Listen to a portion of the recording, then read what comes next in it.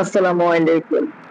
আজ আপনাদের জন্য আমি নিয়ে এসেছি খুব সহজে কিভাবে আমরা শিং মাছ পরিষ্কার করে দিব। কারণ শিং মাছ পরিষ্কারের জন্য আসলে আমরা অনেকে ঝামেলায় পড়ি। এটা খুব হ্যাসেল মনে করি। আমরা যদি সামান্য একটু টেকনিক ফলো করি তাহলে এই মাছ পরিষ্কার করা কোনো ব্যাপারই না। এজন্য আমি কিছু এখানে ব্লেন্ডার করে নিয়েছিলাম। দেখেছেন আপনারা যে পেঁপে পাতা। পেঁপে পাতা না থাকলে আপনারা চাইলে পেঁপের চামড়াও নিতে পারেন, চাইলে পেঁপেও আমরা ব্লেন্ডার করে নিয়ে এভাবে শিং মাছের মধ্যে দিয়ে দিব। সামান্য একটু টেকনিক ফলো করবেন, দেখবেন আপনার কাজটা ২ ঘন্টা ৪ ঘন্টার কাজ ১০ মিনিটে হয়ে যায়। এরপর সামান্য আলতো হাতে যখন এটাকে আমি ডলা দিয়েছি তখন এগুলো একদম দগদগে সাদা হয়ে গেছে। আশা করি আপনাদের ভিডিওটা ভালো লাগছে। আর যদি ভালো লাগে আপনাদের কাছে রিকোয়েস্ট হলে অবশ্যই লাইক কমেন্ট শেয়ার করে এবং সাবস্ক্রাইব বা ফলো করে আমার পাশে থাকবেন। আপনারা আমার পাশে থাকা মানে আমার অনেক শক্তি।